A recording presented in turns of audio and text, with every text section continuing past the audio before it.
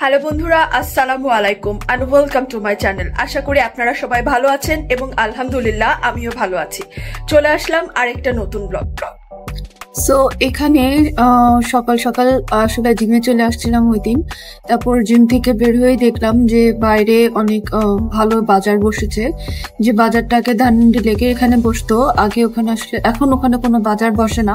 আসলে এখানে বাজার আগেও বসতো কিন্তু একটু ভেতরের দিকে বসতো। সো তারপর দেখলাম যে না, এখানে বাইরে অনেক বাজার বসেছে, তাই চিন্তা করলাম কিছু কিনবো কিনা, কিন্তু পরে আর কিছু কিনিনি, এমনি চলে আসলাম। আর এখানে অপোজিট পাশে ছিল আমের মেলা, অনেক বড় আমের মেলা বসেছে। আসলে এই মেলাটা একদম আমের সিজনের শুরু থেকেই বসে, রাজশাহী থেকে নিয়ে আসা সরাসরি আম। সো এখানের আমগুলো অবশ্যই ভালোই ছিল এবং দাম কম ছিল তা বলবো না, দামগুলো মোটামুটি বেশি থাকে। আসলে মোটামুটি কম বললেও ভুল হবে, দাম একটু বেশিই থাকে এখানে এবং এখানকার দাম একটু কমায় না। সো সেদিনকে আমি আসলে চিন্তা করেছিলাম যে কিছু আম কিনে বাসায় যাব, আর একটু তাড়াতাড়ি করেই চলে এসেছিলাম, মানে সকাল সকালে চলে এসেছিলাম, তাই হাতে অনেক সময় ছিল। তাই চিন্তা করলাম ভালো করে দেখে শুনে আম কিনে নিয়ে যাব। সো এখানে আমের দামগুলো আসলে দেখছিলাম, আমি প্রত্যেকটা আমি আর কি মানে প্রত্যেকটা আমের স্টলে ঘুরে ঘুরে দেখছিলাম আমের দামগুলো কেমন ছিল। যে দেখলাম যে মিনা বাজার, ইউনিমার্ট, এখান থেকে যেরকম দামে কিনি সেরকম দামেই ছিল। আসলে সেখান থেকে খুব একটা মানে কম ছিল না, ওই বেশি ছিল বলতে গেলে। তো অনেকক্ষণ দেখলাম আর কি, আমি প্রত্যেকটা আমি ঘুরে ঘুরে দেখলাম আসলে কোনটার কেমন দাম। সো আপনাদের সাথেও শেয়ার করছি, আপনারাও দেখেন কোনটার কেমন দাম। এই মেলাগুলো একদম আমের সিজন শেষ হওয়া পর্যন্ত থাকে। আসলে সিজন শেষ হয়ে গেলেও দেখা যায় যে কিছুদিন পর পর্যন্ত এই মেলাটা থাকে। সো আসলে সবকিছু দেখার পরে আমি আম কেনার জন্য একদম রেডি হলাম, বলেও ফেললাম কত কি দেবো, দামাদামি করার চেষ্টাও করলাম। কিন্তু যখন কিনতে যাব তখন দেখলাম যে হাই কপাল, আমার ব্যাগের মধ্যে তো টাকার ব্যাগটাই নাই। মানে আমার কাছে কোনো সময় ক্যাশ থাকে না, কার্ড দিয়ে কিনি সেটা তো ঠিক আছে, কিন্তু এখন যেহেতু জিমে আসছিলাম, যে ব্যাগের মধ্যে টাকা ছিল সেই ব্যাগটাই রেখে আসছি, সেই ব্যাগও নিয়ে আসেনি, কাছে কার্ডও ছিল না যে পাশে থেকে তুলে আমি টাকা দিয়ে দিব। সো আমার এতক্ষণ দেখা, বার্গেনিং করা, এত কিছুর কোনো মানেই হইলো না। সেদিন আসলে আম না কিনেই আমাকে বাসায় যেতে হলো। সো আমি তো কিনতে পারি নাই, কিন্তু আপনারা আমের দামগুলা দেখতে পারেন, আমি আপনাদের সাথে শেয়ার করছি। অনেক বড় আমের বাজার, মেলা বলা যায়, বাজার বলা যায়, কি জানি কি বলতে পারেন, যেটাই বলেন, আমের মেলাই বলতে পারেন, একদম সরাসরি রাজশাহী থেকে নিয়ে আসা আম। সো যারা এখনো এখানে আসেন নাই, এখানে এসে আম কিনে নিয়ে যেতে পারেন। আমার মনে হয় না খুব একটা লস হবে, বরং একদম ভালো আমই পাবেন। সিজন শেষ হয়ে গেলেও এখানে অনেক ভালো আম এখন আপনারা পেতে পারেন।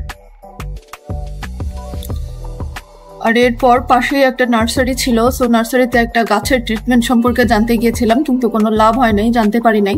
সো এমনি চলে গেলাম। আর সেদিনকার বাসায় আসার পরে যখন ল্যাপটপটা নিয়ে বসলাম, তখন দেখলাম হুট করেই ল্যাপটপের ব্যাটারি মানে নাই, একদম নাই। একটা এরর মেসেজ কয়দিন ধরেই দিচ্ছিল, একটু পাত্তা দিয়ে নেই, মনে করছি আচ্ছা এটা যাচ্ছি।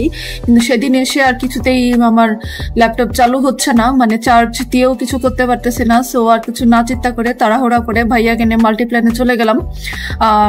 আর ভাইয়া সেদিনকে মাত্রই পরীক্ষা দিয়ে আসছে, ওকে ঘুম থেকে তুলে নিয়ে আমরা মাল্টিপ্ল্যানে চলে গেলাম। তারপর শেষ পর্যন্ত শেষ করে আবার ধানমন্ডিতে ব্যাক করলাম, তখন প্রায় 4টা বাজে। সো 4টা বাজে আমাদের দুপুরে লাঞ্চের টাইম তো শেষ হয়ে গেছে। আজকে বাইরেই খাবো চিন্তা করছিলাম, কিন্তু কি খাবো সেটা দুই ভাই বোনের কেউই বুঝতে পারলাম না। অনেকক্ষণ ধরে ঘোরাঘুরি করেও চিন্তা করতে পারতেছে না যে আজকে কি খাবো, মানে এখন কি খাবো, আসলে কোন দোকানে যাব। কয়েকটা রেস্টুরেন্টে গিয়ে আমরা ভেতরে ঢুকে বাইরে আসছি, কারণ এখন দুপুরের খাবার খাবো না বিকালের খাবার খাবো সেটাই বুঝতে পারতেছিলাম না। कौन है ये लोग? कहां से आते हैं? সো অনেকক্ষণ খোঁজাখুঁজির পর মানে কি খাবো সেটা ডিসিশন নিতে পারতেছিলাম না আসলে। তারপরে এই দোকানটা দেখে এখানে ঢুকে গেলাম। তারপর এটার নাম হচ্ছে চিক কিং, এবং ঢুকে দেখলাম ওরে আল্লাহ, এত বিএফসি কেএফসির পুরা কপি পেস্ট, মানে ভেতরের সাজানো গোছানোটাও দেখেন একদম কেএফসির মতো করে সাজানো, মানে পুরাই বিএফসি আর কেএফসির কপি পেস্ট। সো তখন আসলে অন্য কিছু ডিসিশন নিতে পারতেছিলাম না কি খাবো। সো দুজন মিলে এখানেই ঢুকে পড়লাম এবং খাবারের অর্ডার দিয়ে দিলাম। সো ভাতের যে আইটেমটা ছিল সেটার অর্ডারই আমরা দিলাম। এই যে এরকম ছিল, মনে করছিলাম ফ্রাইড রাইস, পরে দেখলাম এটা খিচুড়ির মধ্যে শুধু লঙের গন্ধ পাচ্ছিলাম।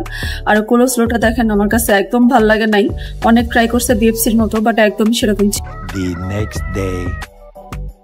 আর এর পরের দিন বিকালবেলা দেখেন একদিকে কি সুন্দর, মানে আকাশটা লাল হয়ে আছে, আবার একদিকে নীল হয়ে আছে, দেখতে খুবই ভালো লাগতেছিল। আসলে দুই ধরনের আকাশ দেখা যাচ্ছিল। আর সেখানে অনেক দিন ধরে আলু ভর্তা, ডাল, ডিম এগুলো খাইতে খাইতে বোর হয়ে গেছিলাম। তাই সেদিনটা চিন্তা করলাম যে আজকে মাংস রান্না করব, একটা রিস্ক নিয়েই নেই। যদিও মাংস কিভাবে রান্না করব, কত কেজি মাংসের মধ্যে কতটুকু মশলা দিতে হয় সবকিছুই আম্মুর কাছে ফোন দিয়ে বারবার জিজ্ঞাসা করে নিচ্ছিলাম, এবং আম্মু একদম চামচ অনুসারে বলে দিচ্ছে যে এত কেজি মাংসের মধ্যে 1 কেজির মধ্যে এতটুকু যা মশলা দিতে হবে, এতটুকু আদা, এতটুকু রসুন, এতটুকু জিরা, সবকিছু আম্মু ভালো করে বলে দিচ্ছে। তবুও লাইফে ফার্স্ট আসলে ওই দিনকার মাংস রান্না করলাম। রান্না করার শেষের দিকে দেখলাম কিরে আম্মুর মতো তো কালার হইতেছে না, মানে খুবই বিরক্ত লাগতেছিল, কিরে কালারটা কেন ওরকম হইতেছে না। সো আমি শেষে আরো একটু মরিচ দিয়ে দিলাম কালার নিয়ে আসার জন্য। আগে একটু মুখে তো দে, সাজাইতে সাজাইতে তো সময় যাবে। আচ্ছা একটু মাংস খায় দেখ।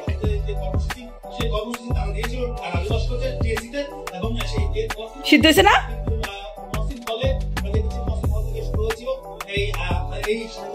লবণ টবণ ঠিক আছে? হ্যাঁ, ঝাল খুব বেশি দিয়েছি, শেষে রং লাগালে আর একটু মরিচ লাগাইছি। ঠিক আছে? হ্যাঁ, খাইতার ভিতর কয়দিন। The next day.